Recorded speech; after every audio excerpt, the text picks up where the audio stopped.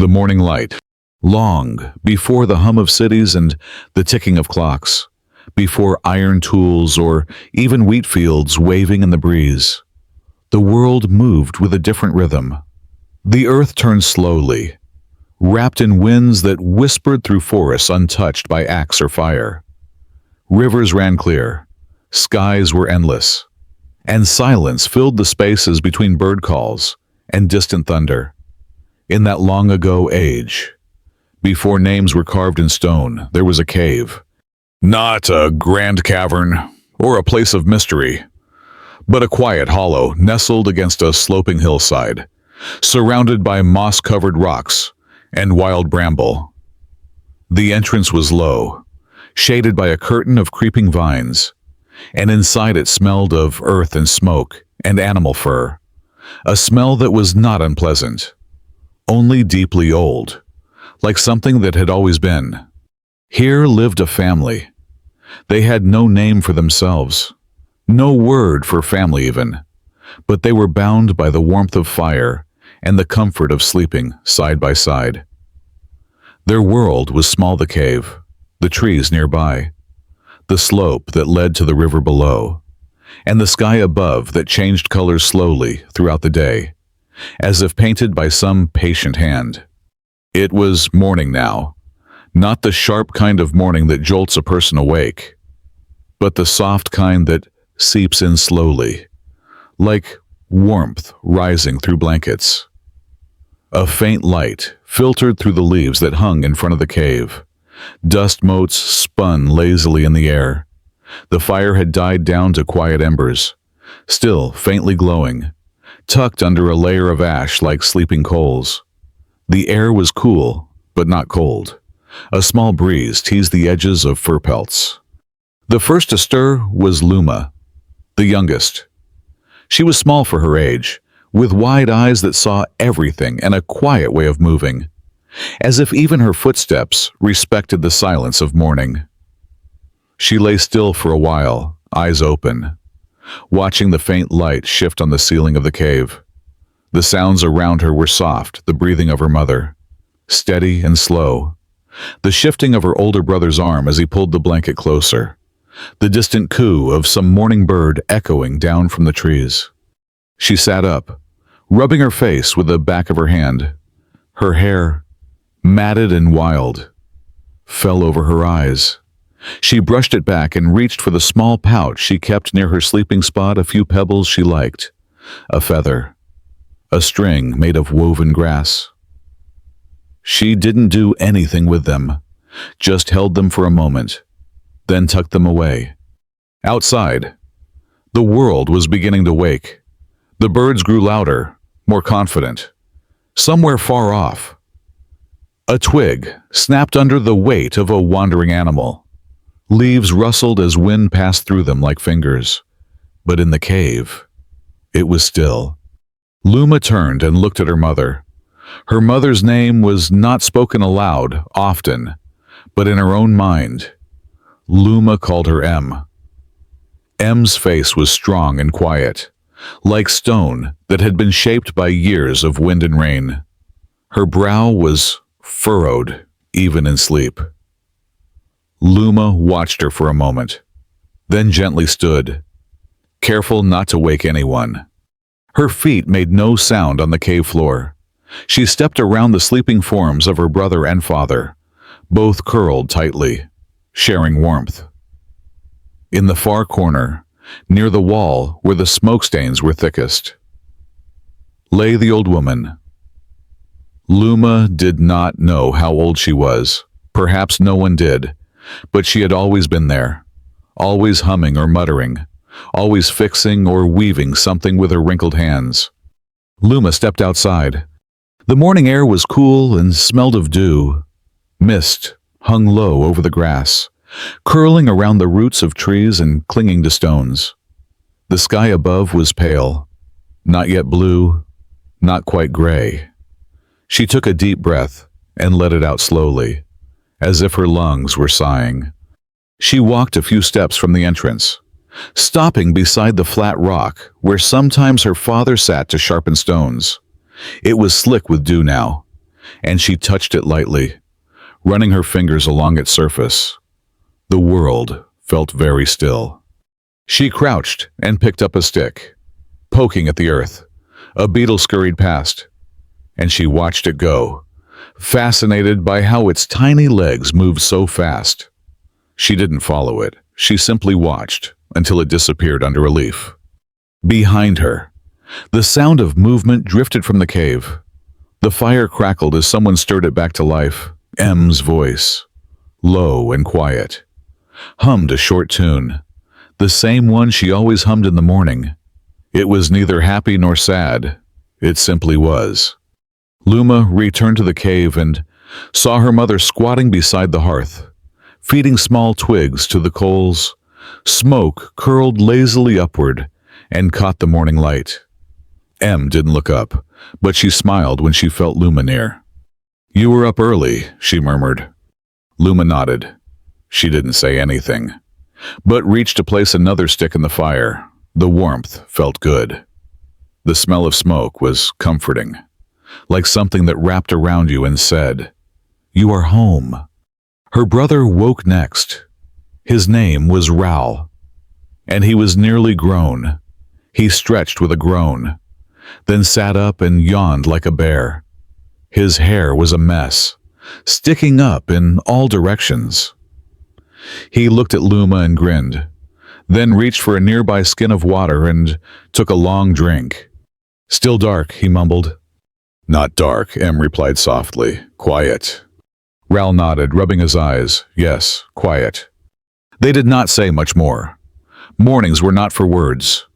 They were for waking slowly, for watching light slip across stone, for letting dreams leave your bones without rushing them.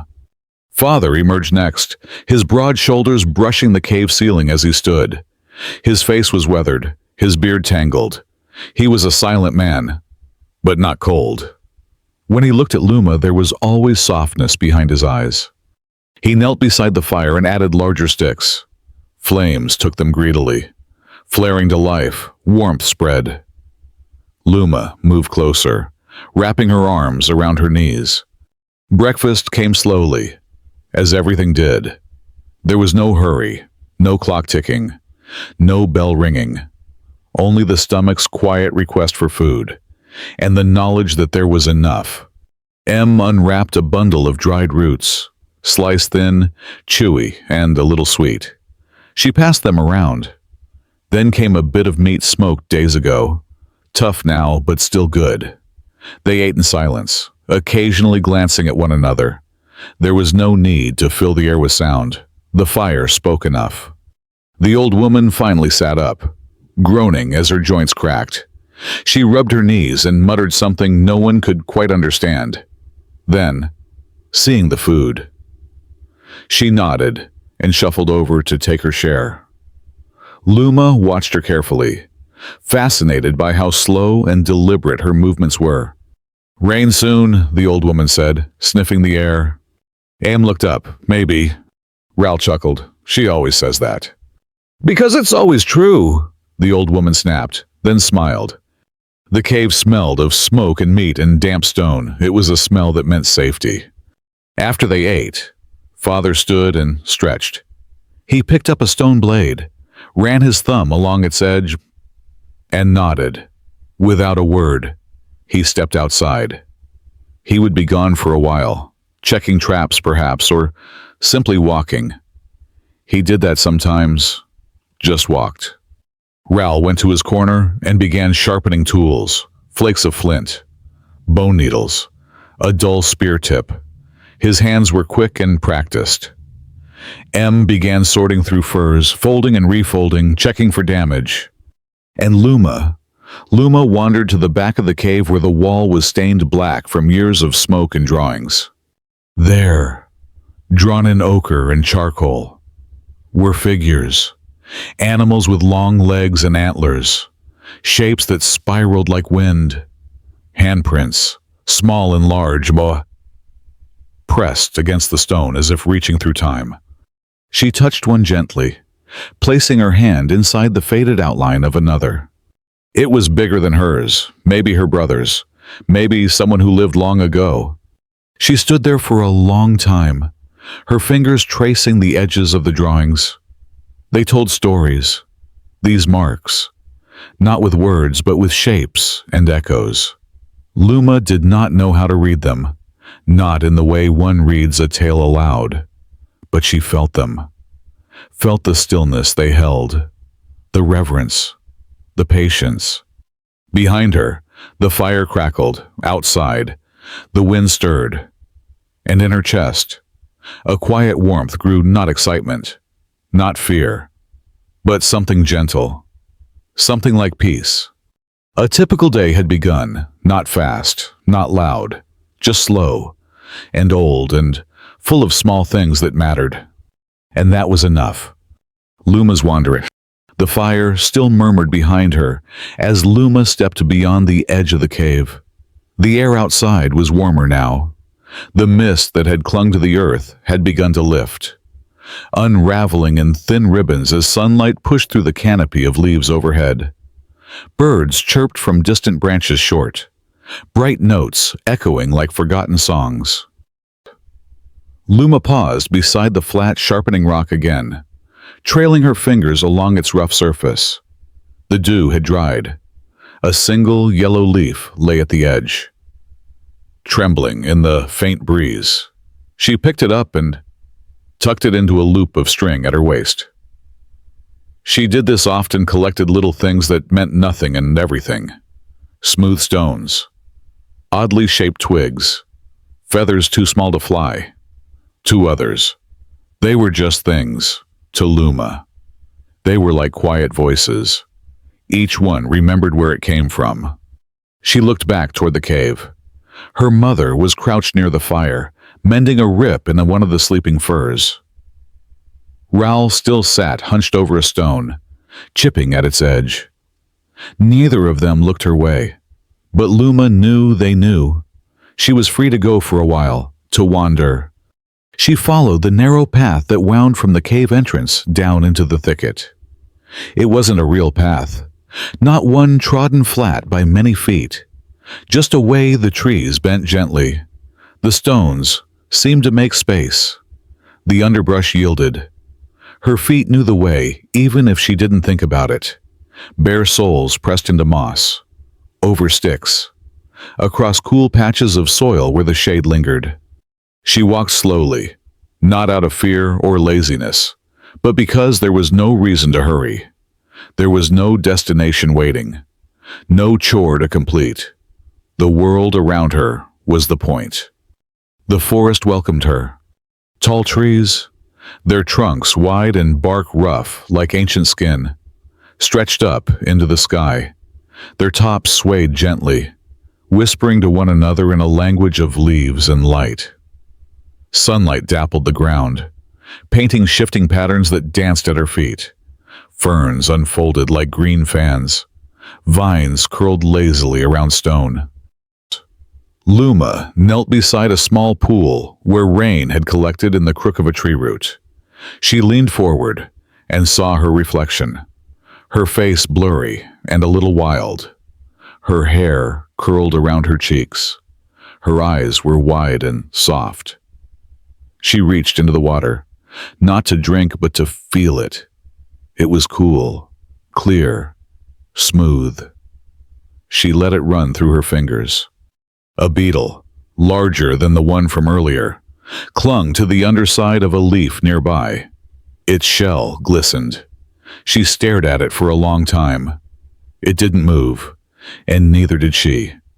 Time passed in that shared stillness, and when it finally crawled to the edge and fluttered away, she smiled. She moved on, further into the trees.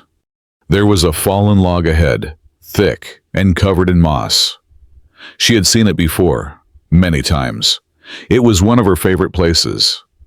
She climbed on top and sat, legs dangling over one side, hands braced behind her. The wood beneath her was soft with decay. Tiny mushrooms clustered near the ends. She didn't pick them. They belonged there. From this perch, she could see the bend of the river below, hear the faint hush of water moving over stones. She could see birds darting between branches, She could feel the breeze lifting her hair. Luma lay back on the log, arms out, eyes staring up at the sky through the leaves.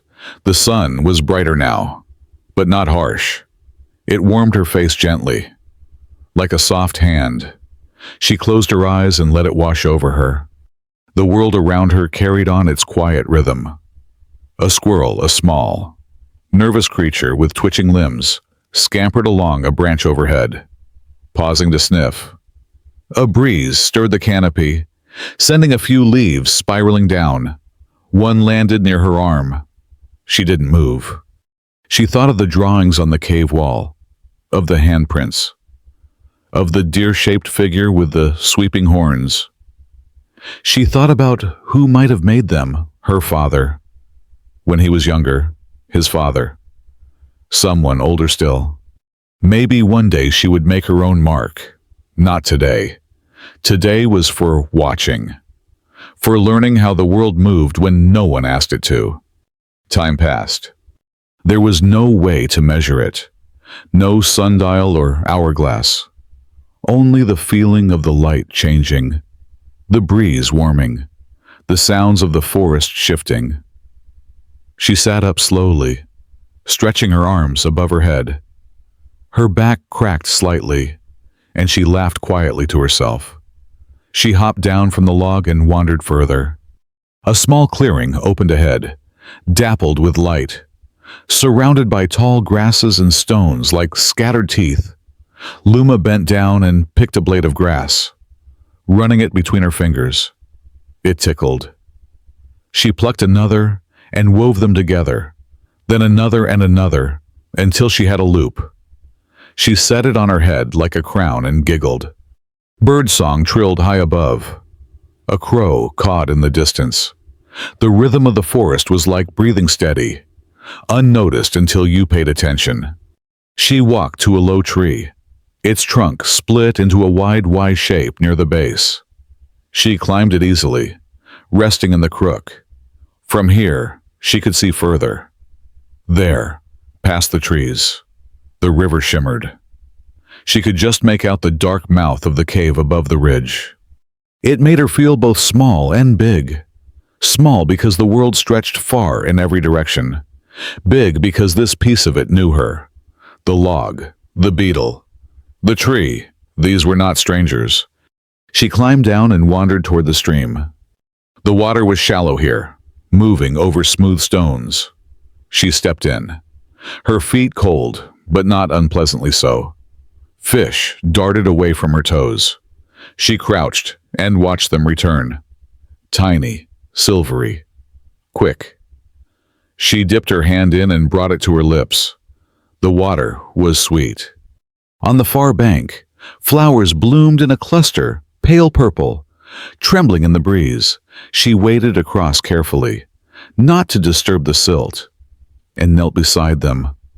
She sniffed them. The scent was faint, earthy. She picked one and tucked it behind her ear, then stood and looked back across the water. She sat on a sun-warmed rock and let her legs dangle in the stream. Her thoughts drifted.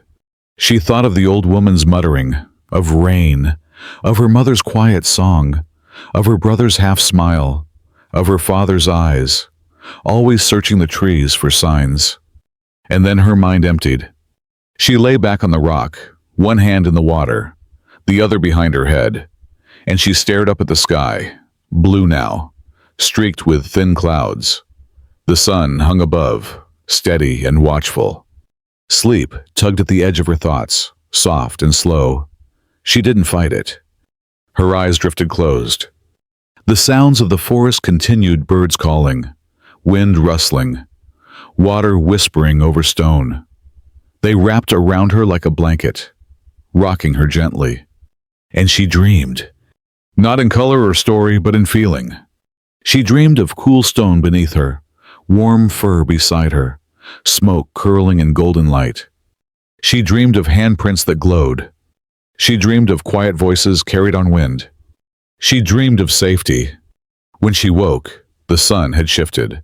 The warmth on her face had moved to her side. She sat up slowly, stretching, blinking. A deer stood on the opposite bank, half shrouded in shadow. It stared at her, ears flicking, eyes still. Luma didn't move. They watched each other for a long moment, then the deer turned and walked away, silent as mist. Luma smiled. She stood, shook the water from her legs, and stepped back across the stream. Her feet squelched in the moss, but she didn't mind. She moved without hurry, her fingers brushing ferns and bark. The way back was the same and different. The trees were the same, but the light was changed. Shadows stretched longer, the breeze had shifted, birds had quieted. When she reached the clearing again, she paused. The ring of stones seemed to nod to her. She placed the flower crown at the base of the largest rock and whispered a thanks, though she did not know to whom. She returned to the log, sat for a while, watched the clouds. A beetle walked across her knee. She let it. And then, as the shadows deepened and the air cooled slightly, she began the walk back home. The cave was there, waiting, just as she had left it. Smoke curled from the entrance. The smell of meat hung in the air. Raoul looked up from where he crouched beside the fire and grinned. "You always come back with something," he said, noticing the flower behind her ear. Luma touched it and smiled. "It found me," she said. He nodded as if that made perfect sense. Em beckoned her closer, handed her a warm root wrapped in leaf. Luma sat beside her and ate slowly, savoring the earthy taste. Father had returned too. He sat in the shadows, sharpening a bone knife with a stone, his movements slow and deliberate. His eyes flicked to Luma, then back to his work. That was all. That was enough. The old woman muttered something about cloud shapes. The cave glowed gently. Outside, the sky deepened. Night had not yet fallen, but it was near. And Luma sat, wrapped in the smells and sounds of home, full of warmth, full of quiet. A typical day, just as it had always been, and just as it would be again. Nightfall in the stone shelter. The sun had begun its long descent toward the edge of the world, and with it came a softening of everything. The light faded into amber tones, casting long shadows that stretched like fingers across the forest floor. The trees whispered more slowly now, and the birds grew quieter. The insects hummed in their own patient rhythm, a lullaby made not of melody but of gentle persistence. Back in the cave, the warmth of the fire was no longer background. It was the center of life.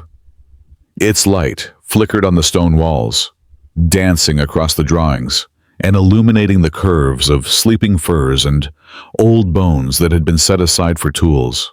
Smoke rose steadily through the small crack near the ceiling, carrying the scent of burning wood and cooked roots into the fading day.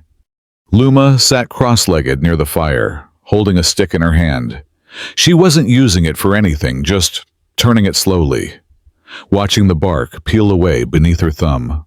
Her mother was stirring something in a small pot, a mixture of crushed roots and dried berries. It bubbled faintly, giving off a scent that was earthy and sour-sweet. Raoul sat across from her, carving lines into a thin piece of bark. They weren't symbols or pictures, just patterns, curves and angles and repeating shapes. He wasn't thinking about it, just letting the blade move in his hand, guided by habit more than thought. Their father sat near the entrance, sharpening the same bone blade he had carried for many seasons. The steady scraping of stone against bone was a familiar sound, one that marked the end of every day. Sometimes it was barely noticeable, like the ticking of a clock in another world. It meant all was well, that the tools were ready for tomorrow, that the dangers were few, that life had not changed too much. The old woman dozed beside a bundle of fur, her chin resting on her chest. Her breathing was slow, sometimes interrupted by a soft snore. No one minded. She was part of the cave, like the fire, like the stone. Outside, the wind had shifted. It blew from the east now, carrying the cool breath of distant hills. Luma could feel it ghosting across her back as she moved to sit closer to the fire. The warmth soaked into her skin, softening the stiffness in her legs from the walk earlier. She leaned her head on her knees and listened. There was no talking for a while. The cave was full of sound, but none of it came from voices. Just the bubbling of the pot, the scraping of stone, the crackle of flames, the soft rustle of fur as someone shifted. Even her own breath felt like part of the rhythm. Em reached into the pot and lifted a small spoon made from hollow bone. She held it up to the fire, checking its color, then nodded to herself. She ladled the contents into shallow stone bowls and handed them out one by one.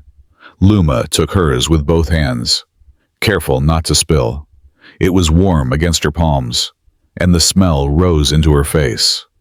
She tasted it slowly, letting the thick, warm mixture rest on her tongue. It was bitter, then sweet, then earthy again. Like the forest after rain, like roots pulled fresh from the ground, like something that belonged only to this place and this family. Raoul ate faster, scooping up each bite with practiced speed. Their father ate silently, staring into the fire between spoonfuls. Em finished hers last, taking small sips, pausing between each as if listening to something only she could hear. The old woman woke near the end of the meal.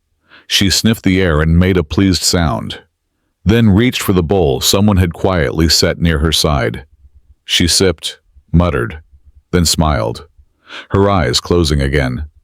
When the food was gone, the bowls were rinsed and set aside. No one spoke of the meal. It was not a thing to praise or critique. It was simply what kept them whole. The fire was stirred again, fed another stick. The cave grew darker around them, and the glow of the flames became richer, deeper. It painted the walls with moving light, pulling the shapes of the cave paintings into a slow, shivering dance.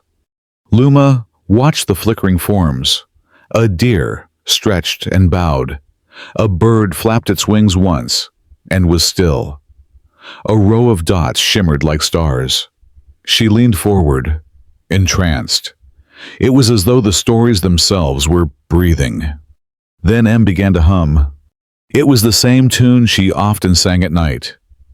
A wordless melody passed down through seasons, learned not with the tongue, but with the breath. Low and soft, it wove into the crackling of the fire like a thread, winding between the stones and firs and resting hearts. Luma leaned against her mother's shoulder, feeling the vibration of the hum through her skin. It reminded her of being very small, of being held, of falling asleep with nothing but warmth and breath. Raoul closed his eyes, head tilted back. The old woman began to tap a stick gently against a stone. Not a beat. Exactly, just a pattern. Tap, tap. Pause. Tap, tap, tap. Pause. Like rain. Like footsteps, like memory. And then, slowly, the stories began. Not with words, not all at once, but in pieces. Raoul spoke first, his voice low and steady. There was a night, he said, when the sky opened, and the stars fell down like sparks from the fire. Luma closed her eyes and pictured it. Father added next, speaking only a few words. They burned the trees, but the river drank the fire. Em nodded, her voice like wind, and after the burning, the ground grew soft. Mushrooms came, and deer returned. The old woman whispered, "We were born from the smoke that night." And the cave was quiet again. Not silent, just full of stillness, like a held breath. The fire crackled. The wind murmured. The old woman's stick tapped once more, then stopped. Luma sat with the story in her mind. It didn't have a beginning or an end. It was just part of the world. Like the paintings on the wall, it had happened. Or maybe it hadn't.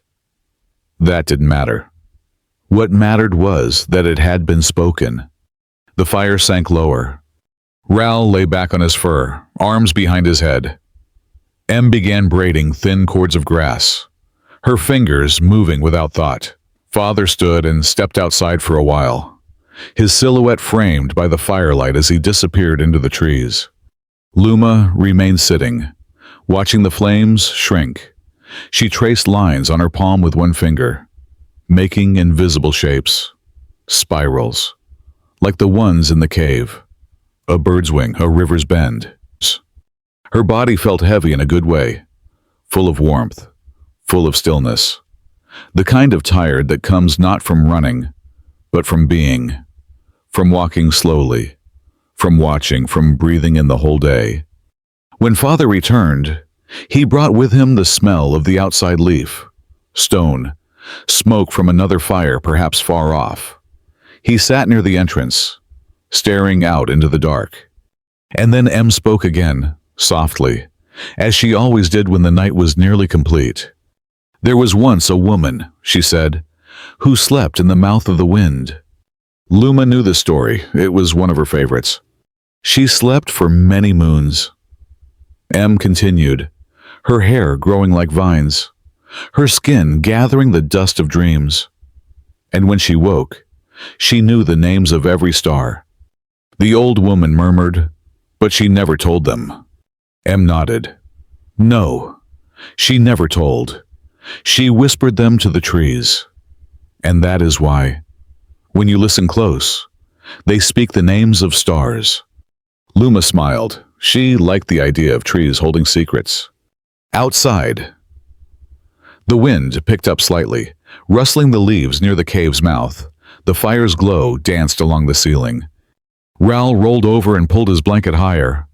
The old woman had already drifted into sleep again, her tapping stick now resting against her leg.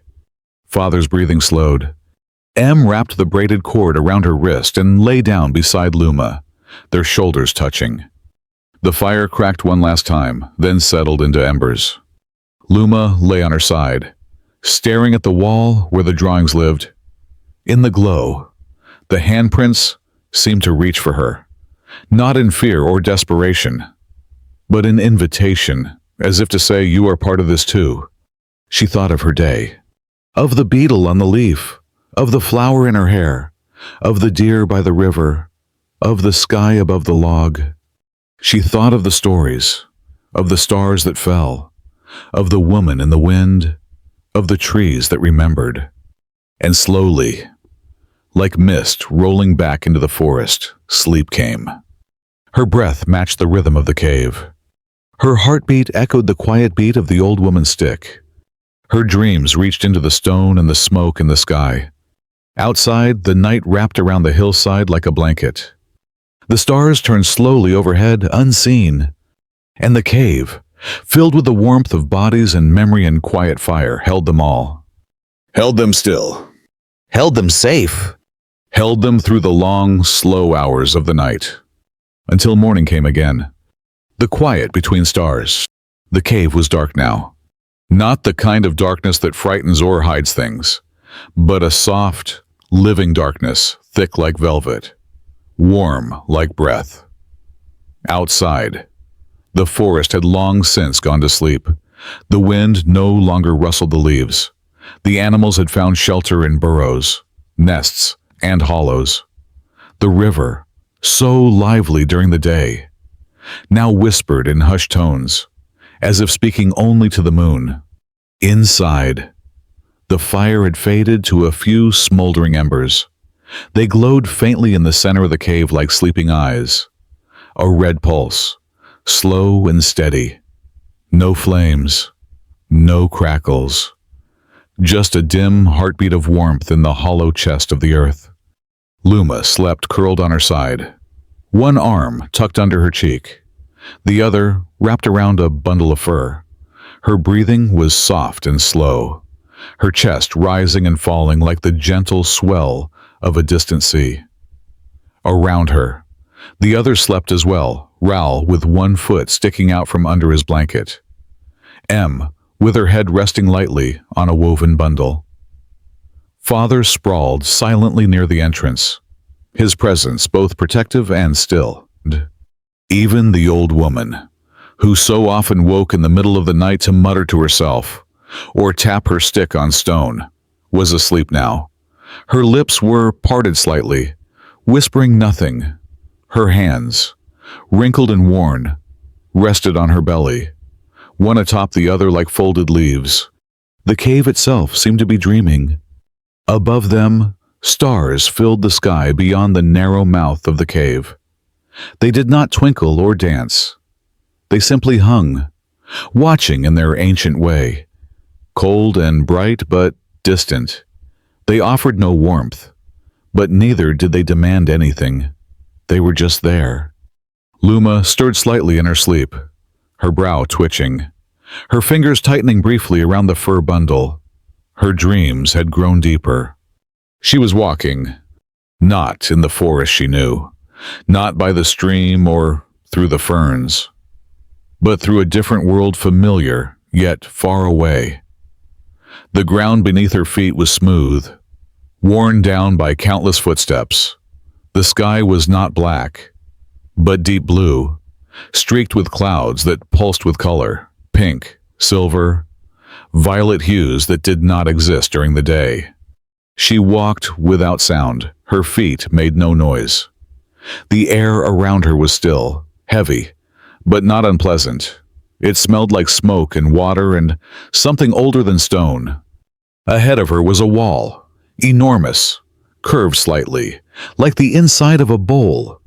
It rose far above her head and stretched beyond her sight to the left and right, and on it, handprints.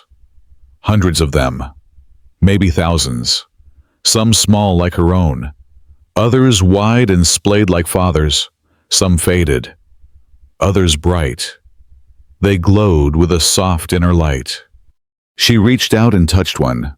Her hand fit inside it perfectly. A warmth passed through her palm and an upper arm. Not fire, not heat memory. She felt a rush of something she didn't understand. A hunt, a birth, a song sung to trees, a shadow on a snowy plain, a circle of faces around a fire, looking up, all breathing the same breath. She stepped back. The wall pulsed as if breathing. The handprints shimmered. Then a voice, low and gentle, filled the space. Not from a person, not from anywhere. Just a voice in her head that was not her own.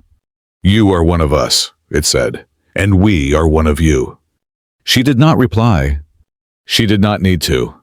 The dream faded. She rolled onto her back, still sleeping, her lips parting in a quiet sigh. Outside, the moon had moved slightly, casting a new shape on the stone near the cave mouth. A thin beam of light found its way inside, illuminating a patch of wall where no one had drawn for a long time. It fell across a faint spiral, almost too faint to see in daylight. Now, under the moon's touch, it seemed to shine. Ral shifted in his sleep, mumbling something incoherent. His fingers twitched, as if carving invisible lines in the air. Perhaps he too dreamed of walls and shapes, of stories not yet told. Em breathed deeply, her chest rising and falling with the rhythm of old songs, the kind she hummed at dusk, the kind passed from voice to voice, from season to season. Even in sleep, she held that music in her breath. The old woman muttered once, one word, "Rain," then silence. The cave held them. The walls had seen generations pass through, each with their own fires, their own stories, their own soft endings. The stones remembered each name, even those never spoken aloud. They kept them not in words, but in warmth, in soot, in the curve of a footprint near the hearth. In the stillness of deep night, the cave became something else. Not just shelter, not just stone, but a container of breath, of dreams, of spirit. Far away, thunder rumbled soft, distant, a lullaby made of sky. The old woman stirred again, opening her eyes for a moment. She blinked, stared at the low fire, and smiled. Her gaze wandered to the shadows overhead, where the smoke stains curled like vines. "They're still here," she whispered, barely audible. She closed her eyes again. Luma's breathing deepened. Her dream had shifted. Now she stood beside a river of stars, not water. They flowed slowly, meandering like a gentle stream. She crouched and dipped her hand into them, and they parted like mist. The stars were warm to the touch. They whispered when she touched them. Each one spoke a name she didn't know. Each one carried a story. She listened. She didn't try to hold them or remember them. She let them pass through her fingers like sand. Then the stars began to rise. Not float, not fly, rise slowly, one by one, back into the sky where they belonged. She watched, her head tilted back, until the last one disappeared. The sky was full again, and she felt full too. She turned and began walking. Back toward the fire, back toward the breath of her mother. The shape of her brother curled under a fir, the slow scrape of her father's stone, the stick tap of the old woman. Back toward the cave, back home. Her dream faded again. The embers in the hearth dimmed, their light nearly gone. Outside, the first raindrops fell, soft, slow, like fingers tapping gently on leaves. Then a breeze carried the smell of wet earth into the cave. Em stirred, blinked once, then smiled. She pulled her fur tighter and drifted again. Father opened his eyes, only briefly. He looked at the entrance, at the shadows outside, then at the embers. He reached for a stick, nudged the coals slightly, not enough to relight them, just enough to keep them breathing. Then he closed his eyes once more. In the corner, the old woman hummed soft, tuneless and slow. Perhaps it was a song, perhaps just breath, perhaps both. Luma dreamed one last time. She dreamed of sitting beside a lake made of glass. She dreamed of trees that spoke in wind. She dreamed of holding her own handprint in her lap. And she dreamed of a voice, the same one from before. "You will remember." And she did, but not in words. She remembered in stillness, in warmth, in the hush of rain and the hum of the earth. The night passed like a long inhale. No events, no alarms, only the turning of the sky, only the pulse of fire, only the slow rotation of the world beneath firs, beneath stone, beneath stars. When morning came, it would come quietly. It would slip in through the mist. It would wake them not with sound, but with light. And the cave would hold another day. Another slow rhythm. Another set of breaths, of steps, of quiet eyes and humming voices. But that was still far away. For now, the world was asleep. And in the cave, beneath the watching stars and the breathing earth, Luma slept. Peacefully. Completely. Like the first dream ever dreamed. The morning that returned. It began, as it always did, not with noise or motion, but with light. Soft, pale, and diffused. The first morning glow reached its fingers into the cave like a quiet guest. It slipped through the thin curtain of vines that hung over the entrance, brushing gently against the stone floor, creeping toward the embers that still smoldered faintly in their bed of ash. There was no rush. Light had all the time in the world. Outside, the forest held its breath. The rain from the night before had passed gently, leaving the leaves slick with moisture, the earth cool and damp. Mist clung low to the roots of trees and drifted in soft coils over moss-covered stones. Water trickled softly in the distance, slipping between rocks in the narrow stream, its sound blending with the faint rustle of wet ferns. Inside the cave, nothing moved yet. The bodies sleeping under firs were still, curled, sprawled, and gently rising and falling with the rhythm of breath. They lay just as they had hours before, held in the same place by dreams, warmth, and ancient habit. The fire had gone quiet, leaving only the softest orange glow beneath a gray coat of ash. Smoke no longer rose. The air was still. And then a sigh. It came from Luma. She did not wake all at once. Her mind stirred before her body. Her dreams still lingered fragmented images of rivers that sparkled with stars, of a sky that turned upside down, of handprints that pressed back against hers from the other side of the wall. She blinked once, slowly.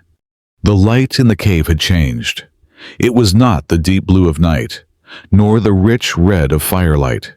It was silver, now muted and cool, like light reflecting off stone. She turned her head slightly and saw the cave wall across from her, its surface damp in spots, streaked with soot and the shadows of old paintings. The deer with the long legs, the spiral, the reaching hand. She closed her eyes again, not to return to sleep, but to hold still for one more moment, to stretch her thoughts like limbs waking after rest. Her fingers twitched, her toes curled. She felt the fur beneath her cheek and the soft warmth of the blanket drawn over her legs. Everything was just as it had been. And yet, not quite. Something had changed. Perhaps it was the air.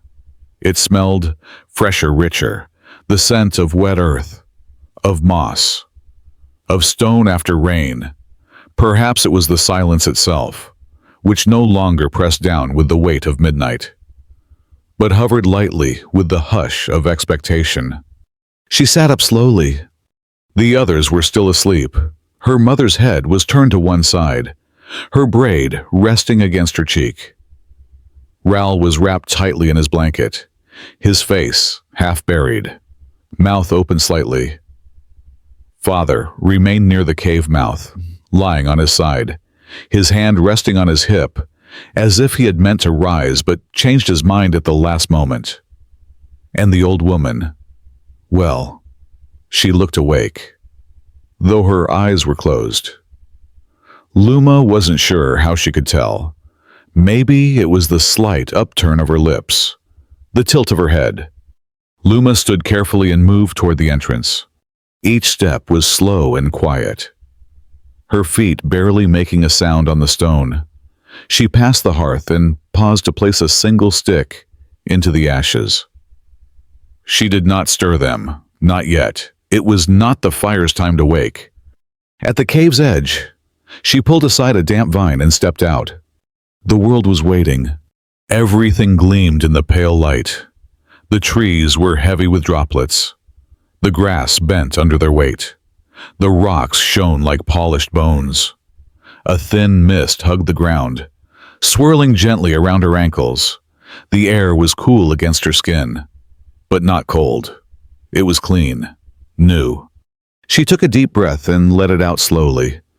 The forest had changed overnight, not in shape, not in sound, but in feel.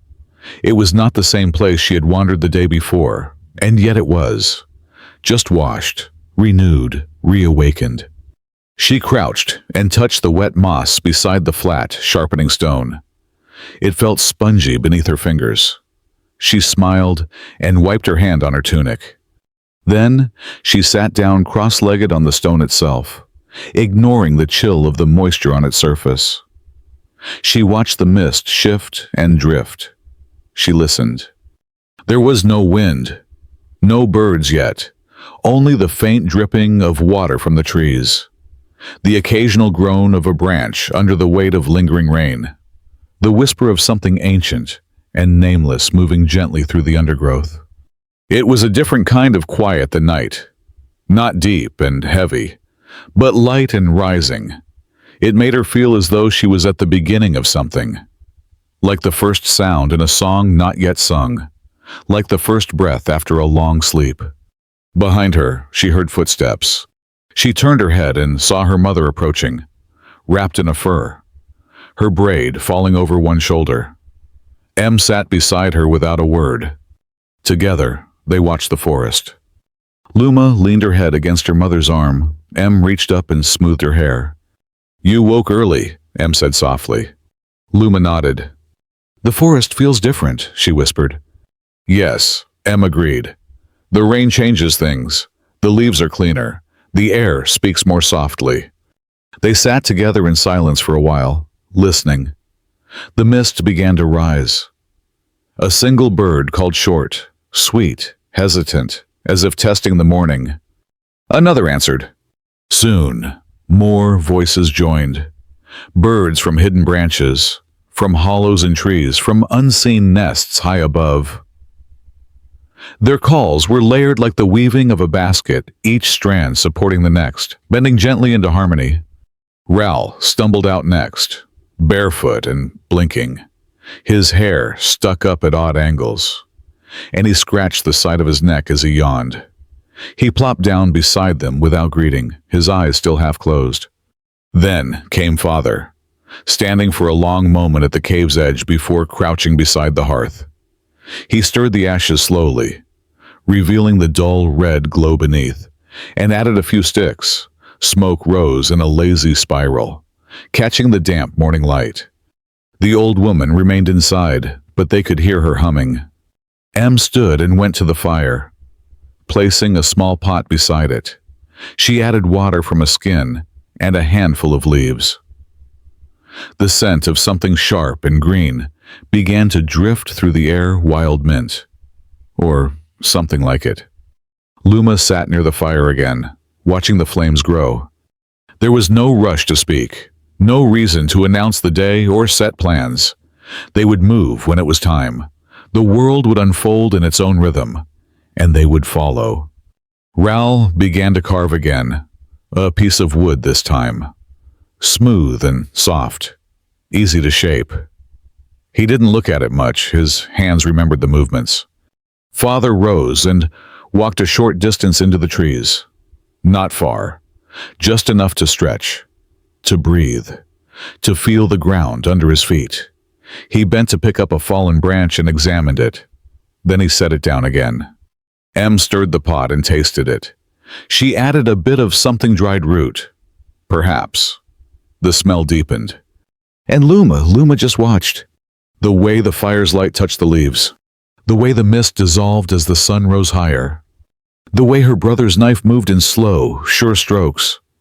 The way her mother's eyes half closed when she inhaled the scent of the boiling water. The way her father touched each tree he passed, as if greeting them. The way the forest returned, every morning, as if for the first time. Nothing had happened, and everything had. This was a new day. The same, yet different. Quiet, gentle, full. And so they would live it. Slowly. One breath at a time. The stillness of midday. By the time the sun reached its slow climb above the trees, the mist had all but disappeared. The leaves no longer dripped with rain. They now shimmered in the light, reflecting quiet gold where droplets still clung. The earth had softened beneath the weight of last night's weather, and the air hung heavy with the scent of moss. Turned soil, and something deeply green. It was midday, though no one called it so. The sun did not shout its presence in this part of the world. It did not burn the skin or crack the ground. It glowed gently, moving slowly through the canopy above, its light dappled by leaves, broken into fragments of brightness that wandered with the wind. In the cave, the family gathered close to the warmth of the hearth, not because they were cold, but because it was a place to be. Luma sat cross-legged near the fire, a piece of bark in her hands. She traced its edge with one finger, turning it slowly, listening to the faint crackle of the flames.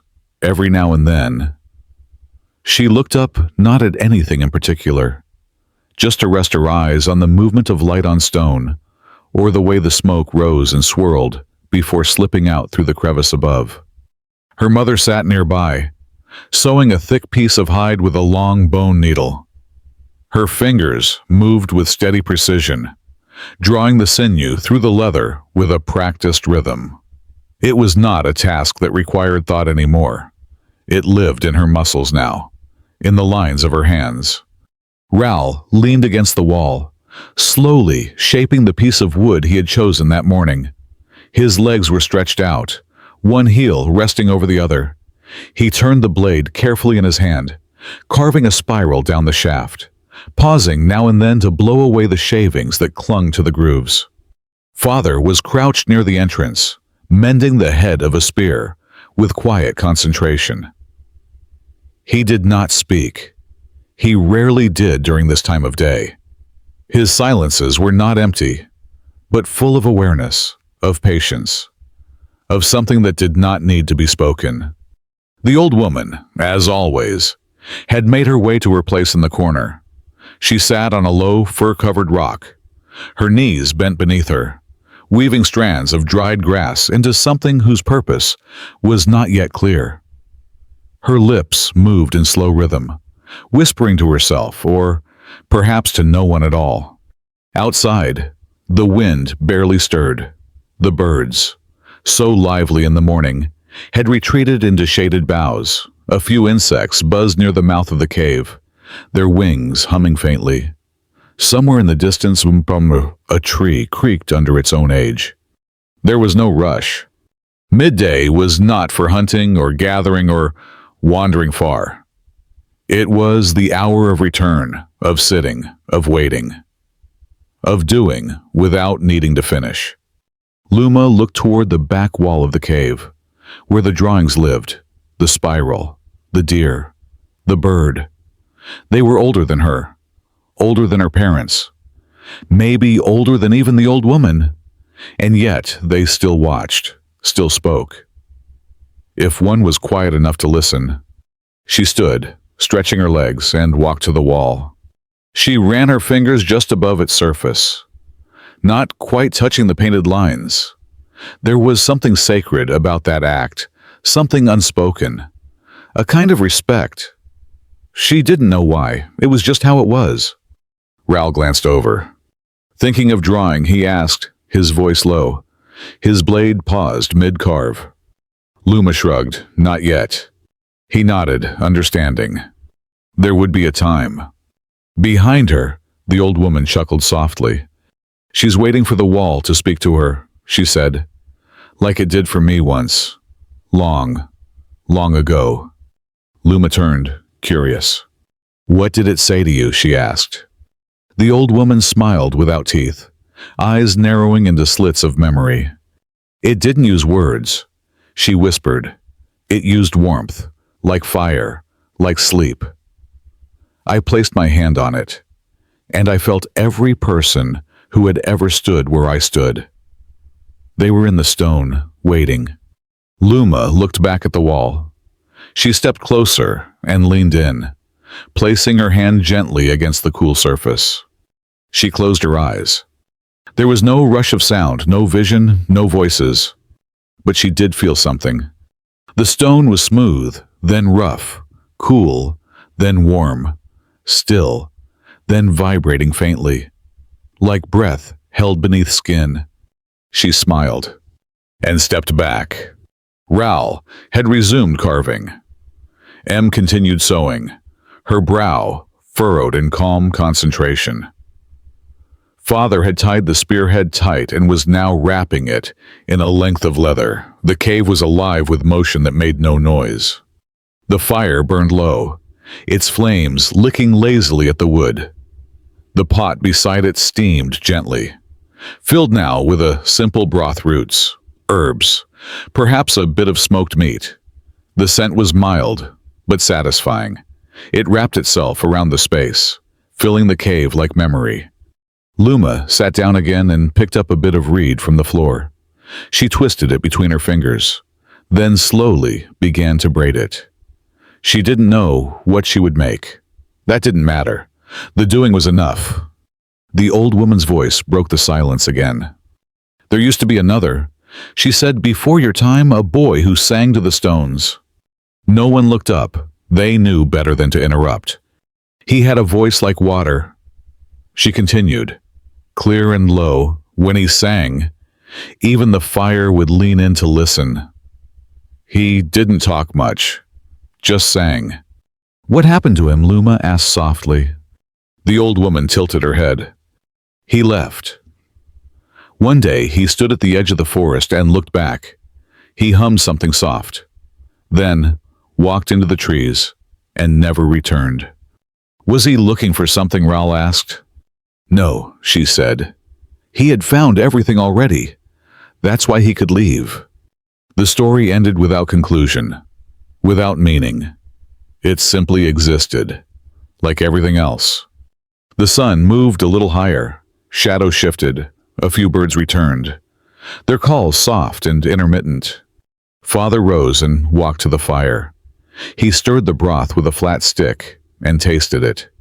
He nodded once and handed the stick to Em. She tasted it and nodded too. No words passed between them. Asked. The bowls were brought out. Luma held hers carefully, the stone cool in her hands, the steam rising to kiss her face. The broth was simple and hot. It settled into her belly like a stone warmed by the sun. After they ate, there was silence again. Not from fatigue, not from solemnity. Just stillness. A good stillness. The kind that comes from being full, not just with food, but with presence. Luma lay back on her fur and stared at the ceiling. It was dark up there. Cracks in the stone, soot marks, the occasional glint of mica catching firelight. She traced shapes with her eyes, lines that weren't there, images born from imagination and shadow. The deer, the stars, a hand with too many fingers, a bird with two heads, a river that climbed up instead of down. She didn't fall asleep, not fully, but she drifted, floated. Her breath matched the rhythm of the fire. Her heartbeat matched the sound of Raoul's carving, of Em's stitching, of the wind barely brushing the cave mouth. The old woman whispered a lullaby to herself in a language that didn't exist, and the world paused. Just for a little while. The sun moved slowly overhead. The shadows shifted once more, and the day continued.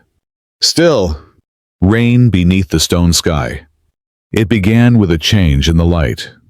Not abrupt, not dramatic, just a softening. A dimming of the warmth in the colors. The golden slivers that had danced through the trees began to flatten, to cool. A shadow gathered beneath the canopy. Not one cast by any object, but by the sky itself. The wind, which had been nearly silent all day, picked up just slightly, curling at the edges of the trees, ruffling leaves that had lain still since morning. Inside the cave, the change was subtle, a shift in tone on the stone walls, a different timbre in the sound of the forest beyond, a faint scent fresh, sharp, not yet wet, but soon to be. Luma sat near the fire, still holding her reed weaving, now nearly complete. It had no name, no use, and no plan, just a shape born of fingers and time. She looked up and blinked slowly as the light on the far wall turned from gold to pewter. She tilted her head. "It's coming," the old woman said from her corner, her voice low and sure. Em looked up from her stitching and nodded. Yes. Raoul didn't stop carving, but he adjusted his posture, drawing his legs closer to himself. Father stood at the entrance, arms folded loosely across his chest. His eyes were on the trees. His stance didn't change. He was watching something no one else could see. Then the first drop fell. It hit the stone just outside the cave with a soft pat, then another and another. A brief pause. Then a rhythm. Gentle, scattered, like fingers tapping across a wide stone table. The sound spread across the moss, across the leaves, across the roof of the world. Rain. It arrived, not as a storm, but as a visitor. It stepped into the forest with careful feet, greeting the ferns, brushing the backs of mushrooms, soaking slowly into the soil. It did not rush. It had all afternoon. The cave darkened a little more. Father stepped back from the entrance, shook the droplets from his arms, and moved closer to the fire. He crouched, poked at the coals, added a log. The flames responded immediately, rising in soft amber tongues, spreading warmth outward into the thickening afternoon. The scent of smoke changed with the weather. It curled differently now, lower, heavier, as if the damp air held on to it longer. It filled the cave with a deeper comfort. Luma laid her weaving aside and moved to sit beside her mother. Em set down her needle and wrapped one arm loosely around her daughter's shoulders. Neither of them spoke. The old woman began to hum. It was not the same tune from the night before. This one had fewer notes, fewer rises. It was a melody shaped like falling water, low, looping, ancient. It filled the space between the raindrops. Ral set down his carving and moved closer to the fire as well. He sat cross-legged, hands resting in his lap, eyes on the flames. They danced in his reflection, their shapes flickering in the darkness of his pupils. For a while there was only rain. Its sound on the leaves, its sound on the stone, its sound on itself, as water met water in rivulets, in puddles, in soft running threads down the slope outside. The old woman stopped humming. Her voice floated into the quiet. "I remember another rain," she said, her eyes half closed. "Long ago. It fell for days. We thought the sky had broken." No one interrupted. The trees turned to rivers. The rivers turned to lakes. The lakes turned to mirrors. We could see ourselves in every step we took. Our faces in the puddles, our hands in the ground. "What did you do?" Luma asked, her voice barely more than a breath. "We stayed inside," she answered, like now. "We sat by the fire, we listened, and we remembered." "Remembered what?" She smiled faintly. "What it means to be dry, to be warm, to be quiet together."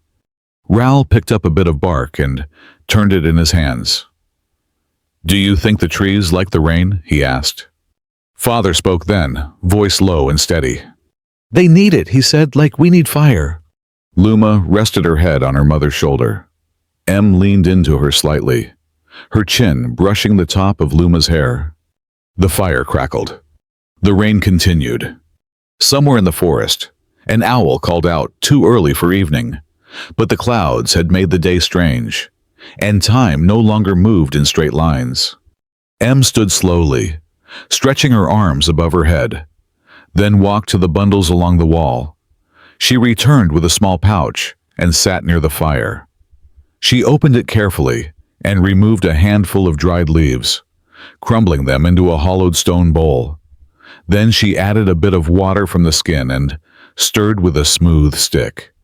The scent rose, a blend of bark and bitter root, of something grounding. Luma watched her mother's hands. She always watched hands. They told stories, too. Stories without words. Stories written in motion. The way a thumb moved over a seam. The way fingers pressed a braid. The way palms caught and cupped and turned. The potion was ready. Em poured it into 4 small, carved cups, 2 made of wood, 1 of stone, 1 of shaped clay. She passed them around. Luma sipped slowly. It was bitter, then sour, then warm. The taste spread across her tongue and settled behind her eyes. It was not for sickness, not for sleep, just for weather. Just for being here, together, inside the rain. Father drank his quickly and set the cup down beside him. Ral made a face and shook his head. But he drank too. The old woman didn't need a cup. She knew the taste already. She had it stored in her memory, brewed in her bones.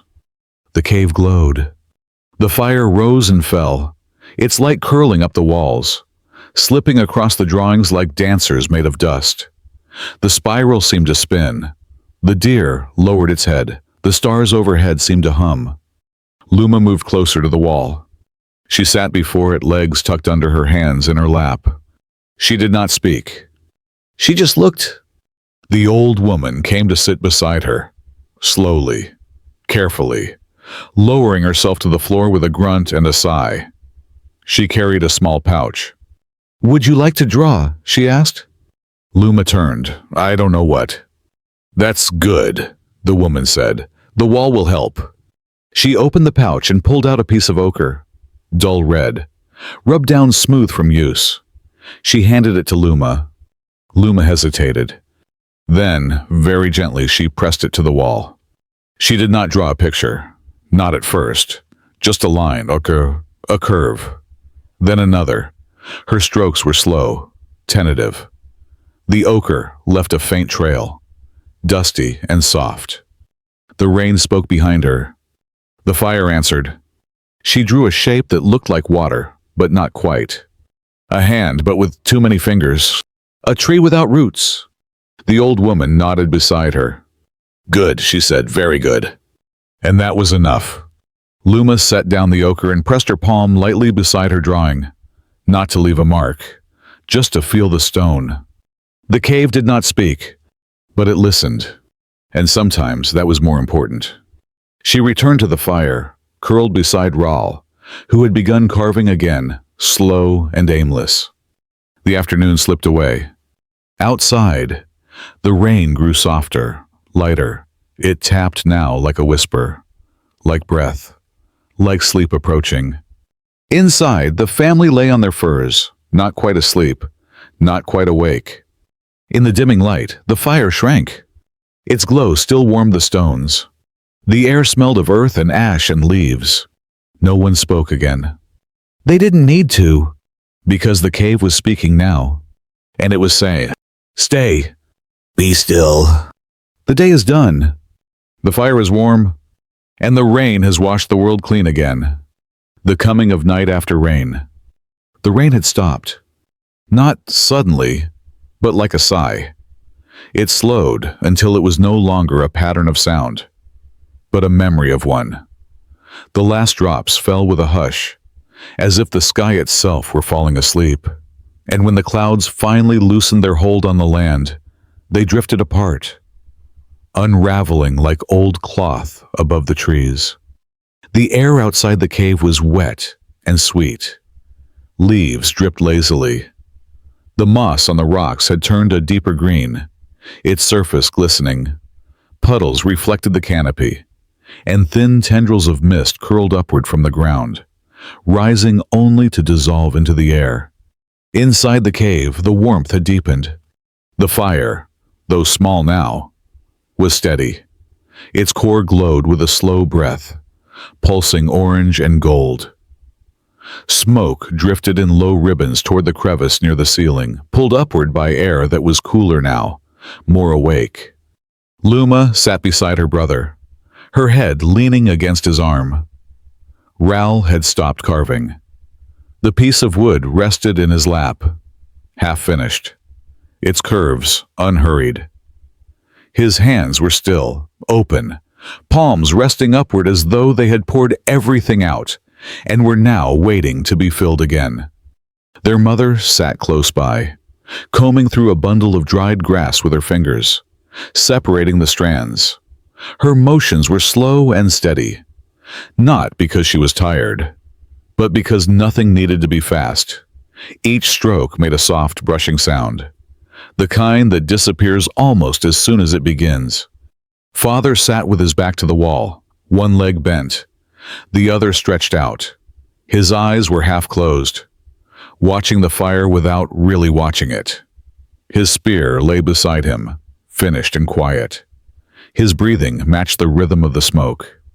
And the old woman, she was humming again. A new tune this time. It had no shape, no beginning or end. It was just sound, a low vibration, carried on breath, floating through the cave like smoke. She didn't sing it for anyone. It was not a performance. It was simply what her body did when the world grew still and the sky turned gray-blue. The light had faded to that in-between shade, where the world was neither fully day nor truly night. Colors softened, edges blurred. Even time itself seemed to slow, stretching its limbs before settling in for sleep. Luma rose and walked quietly toward the mouth of the cave. She stepped outside, barefoot, her feet sinking slightly into the wet moss. The air kissed her skin with a cool dampness, gentle and refreshing. She took a deep breath. The scent of rain clung to everything, trees, stone, earth. Even her own hair smelled like sky. Above, the clouds had broken apart. A patch of light revealed itself, soft silver.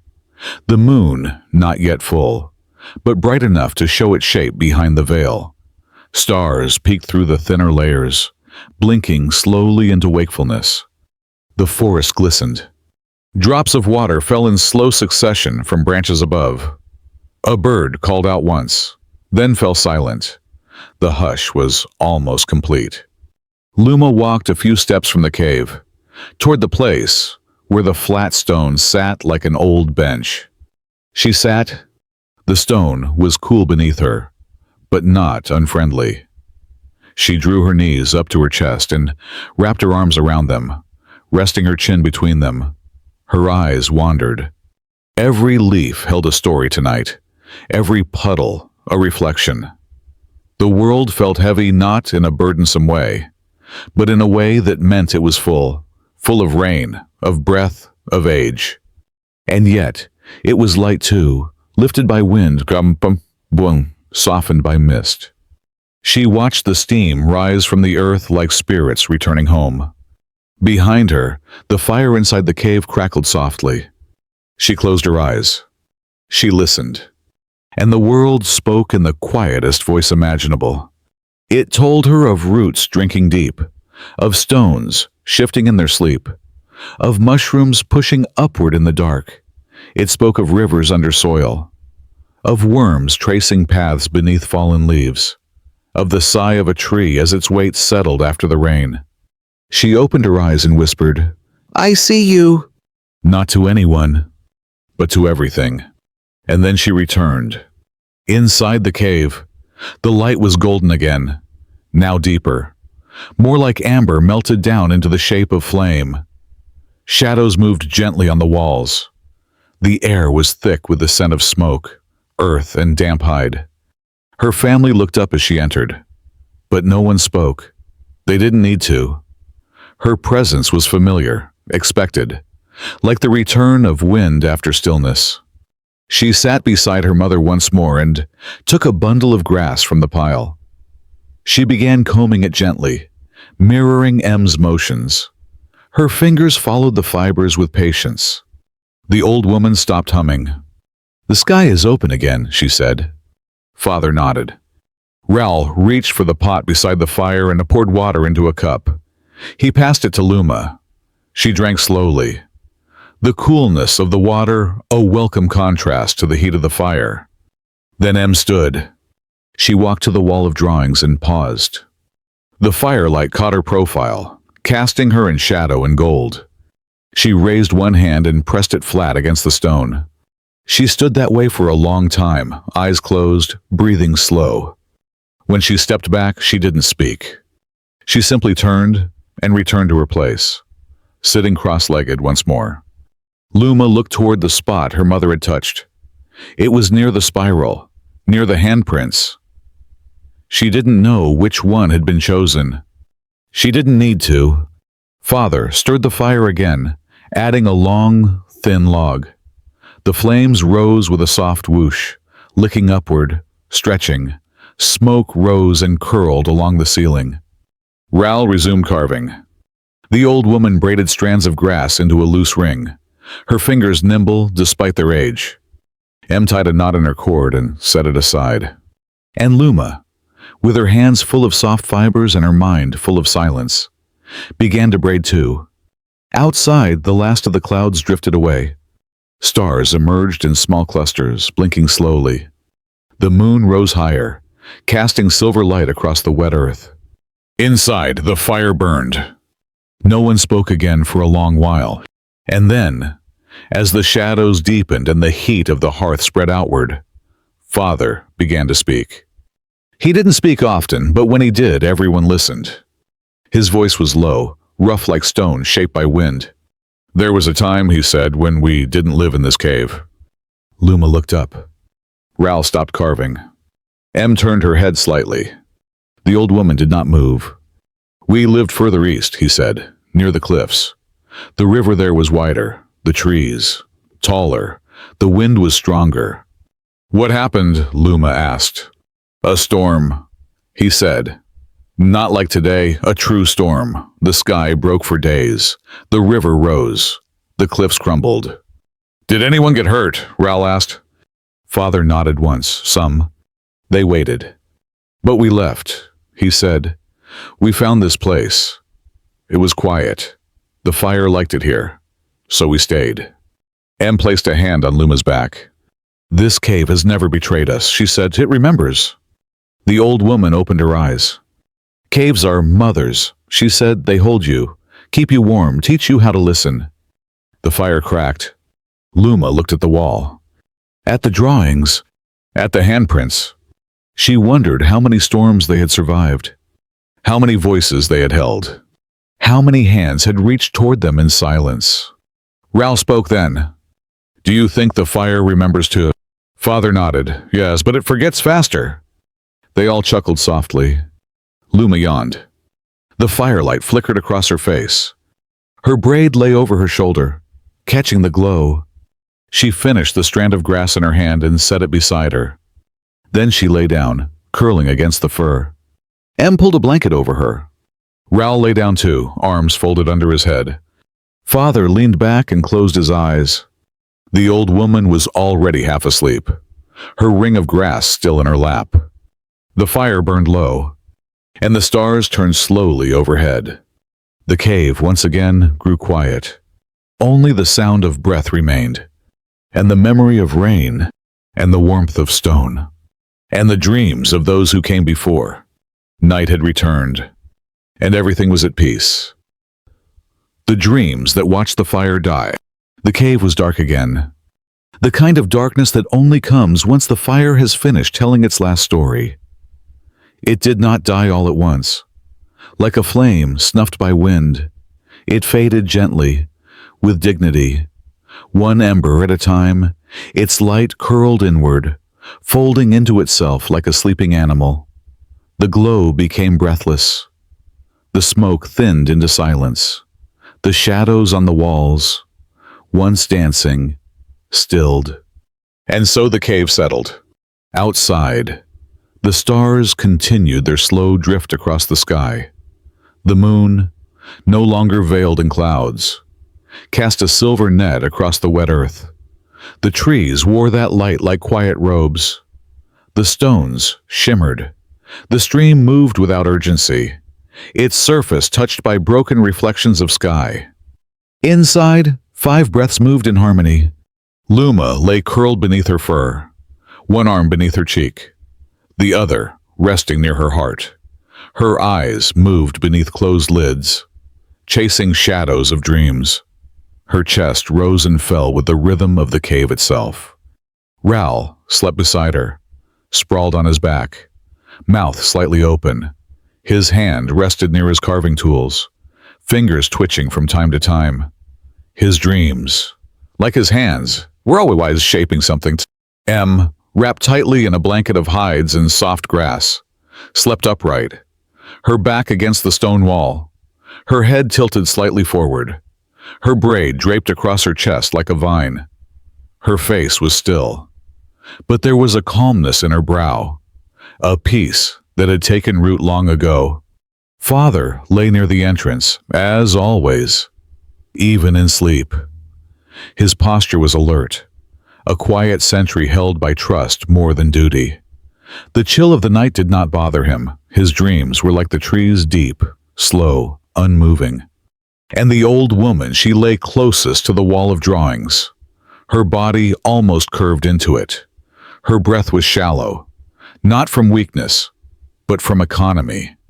She breathed only as much as she needed, no more, no less. And though they did not know it, each of them dreamed the same dream that night. Not identical in detail, the shapes shifted. The colors changed, but the essence was shared. Like the warmth of one fire reaching many hands. They dreamed of walking, not through the forest, not through the familiar trails of moss and stone, but through light. A vast, endless field of soft illumination. There were no trees here, no ground, just air and brightness, and the echo of something sacred. They walked alone, yet they walked together. And all around them handprints hovered, not drawn, not painted, but floating, translucent, some large, some small, some with long fingers, some with missing ones. All of them turned outward, as if waving or warning or blessing. Luma reached for one and her hand passed through it. A warmth settled into her chest.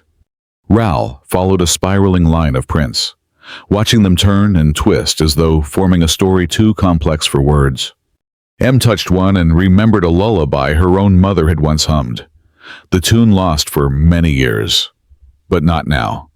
Father stood still, letting the prints pass around him, wash over him. They did not burn, but they changed him, deep down, without surface marks. And the old woman, she smiled. She whispered the names of each hand she passed, names only she remembered, names never written, names not even born yet. The field of light began to dim, not in fear, not in loss, but in closure. The dream turned inward, and the cave returned. One by one they stirred, not into wakefulness, but into new layers of sleep, as though having passed through the dream, they now rested deeper, heavier, more still. Luma breathed in and out, her fingers curling lightly around the edge of her blanket. A drop of water fell from the roof above, landing softly near the hearth, where the last ember sighed and vanished. The fire was gone. Its warmth lingered only in the furs and in the memory of skin. But no one reached for more wood. Tonight was not for burning. It was for remembering, for letting the dark hold them without resistance. Time ceased to matter. The moon moved on. A breeze passed through the forest, brushing the cave's mouth like a hand over a sleeping brow. In her sleep, Luma smiled faintly. She dreamed of a river that flowed upward, lifting stones and stars alike. She dreamed of a song sung in a language no one had ever spoken, but everyone knew. She dreamed of the spiral on the cave wall turning, slowly, like a wheel that turned the sky. Ral dreamed too. He stood beneath an arch of trees that stretched into forever, their trunks carved with lines he had never drawn, but always known.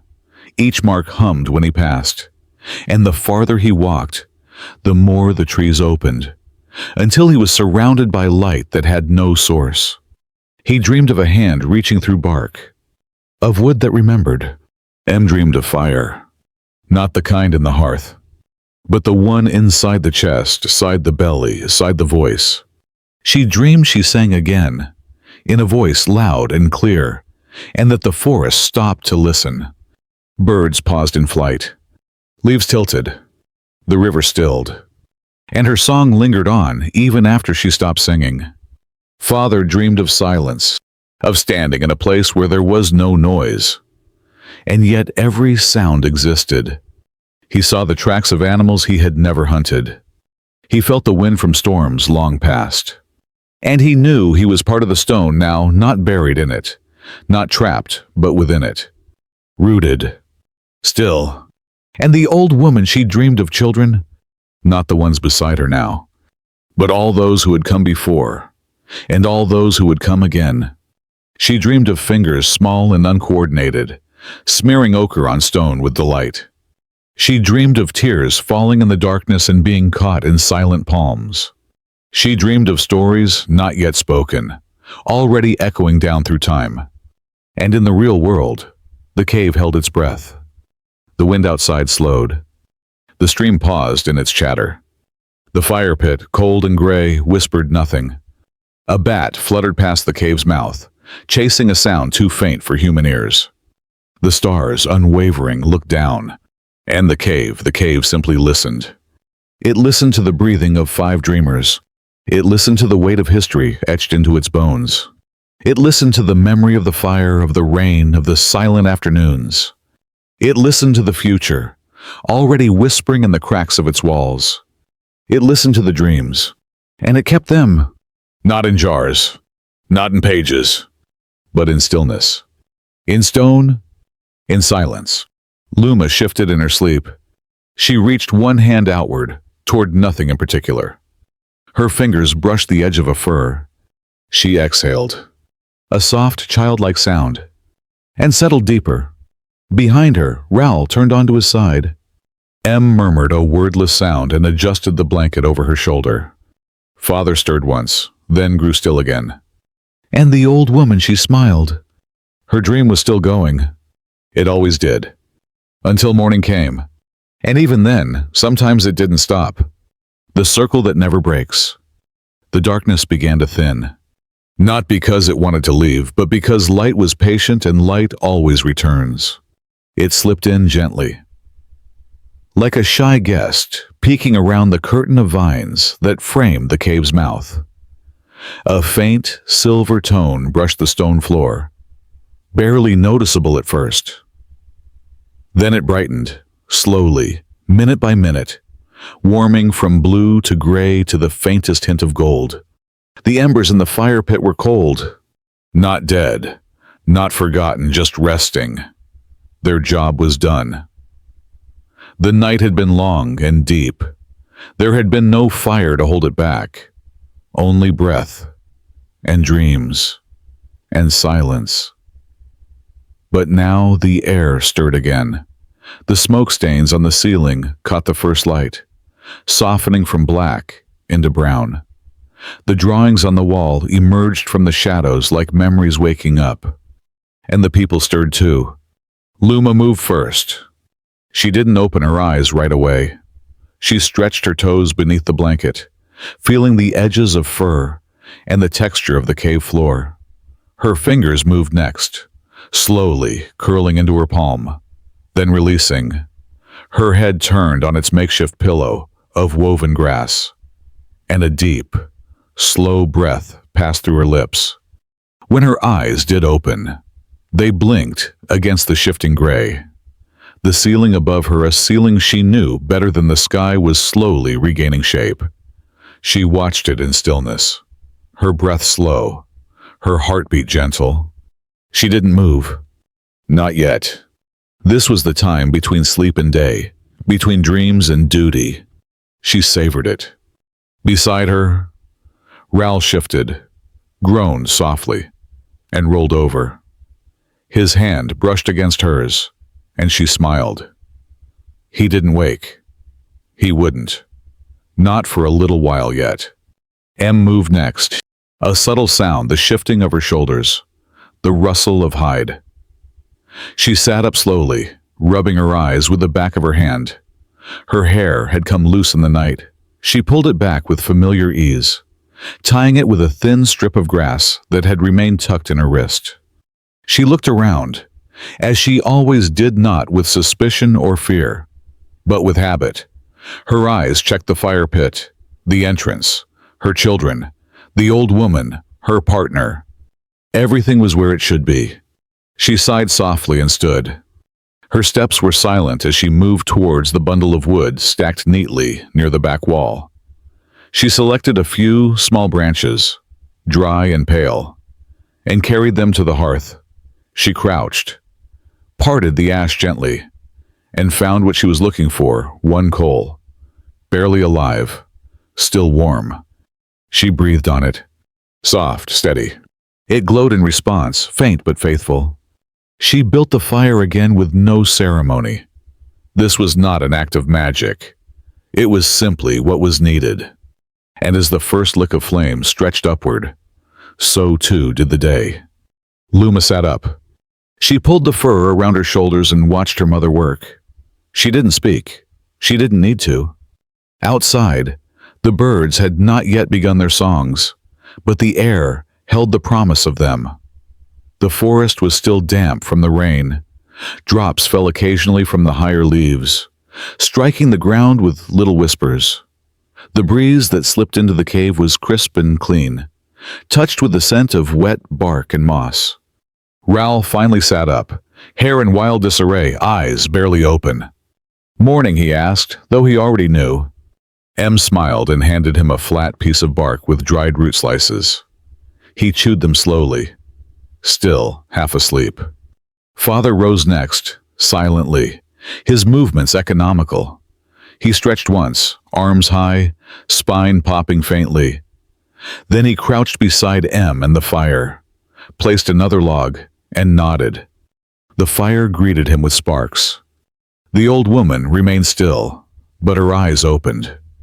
She stared at the ceiling for a while, as though speaking with someone invisible. Then she whispered, "They're still here." No one asked who, because they knew. Luma stood, brushed off her legs, both, and walked to the entrance of the cave. The world outside was shining. The mist had risen early and hung like a veil between the trees. The sun, low and pale, filtered through it, turning everything golden and quiet. The moss shimmered with dew. The stones glistened. The leaves, freshly washed by the rain, caught the light and refracted it in thousands of tiny drops. It looked like the forest had been sprinkled with stars. She stepped onto the flat rock and sat, cross-legged, facing the slope and the stream beyond. She didn't think. She didn't plan. She simply breathed. The birds began then. One call, then another. A third joined in, and soon the forest was singing again, just as it always did.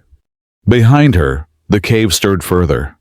M began preparing the morning drink, crushing leaves into a bowl with a polished stone. Ral gathered his tools and set them near the wall. Father stepped outside briefly, scanning the horizon, his silhouette still and wide against the morning. The old woman reached for her stick and tapped the stone floor once. Luma listened to it all. The sounds of home. She ran her hands over the stone beneath her, tracing the smooth grooves left by countless mornings. She knew that later they would eat, that someone would walk to the stream, that Raul might return to carving, that M would fix a tear in the winter cloak, that the old woman would hum, that Father would sharpen something or say nothing, or both. And she would walk, maybe to the log, maybe to the patch of flowers, maybe just far enough to feel the world touch her skin. It would be a day like the one before, but never exactly the same, because the mist was different, because the dreams had changed her, because one line had been added to the wall, because one ember had lasted longer than the others, because she had whispered, "I see you," to the world, and maybe, just maybe, the world had whispered back. She stood and turned to face the cave. Its shape was etched in her memory, the dark entrance, framed by stone. The drape of vines like curtains pulled aside. The gentle smoke curling upward. She stepped back inside. The warmth greeted her. M handed her a warm cup. She took it with both hands, letting the heat soak into her fingers. They all sat together again, just as they had the day before. No one rushed. No one needed to. The cave had seen hundreds of these mornings. It would see hundreds more. And though no one would mark it with a word or a gesture, deep down, in the quiet of shared breath and gentle firelight, they all knew. This was a circle, not a loop that trapped them, but a rhythm that carried them. A song without end, a fire that never fully dies, a drawing that waits patiently on the wall for the next hand to finish it. And so the day began. Again. Not new. Not old. Just returned. And the cave held them. Again.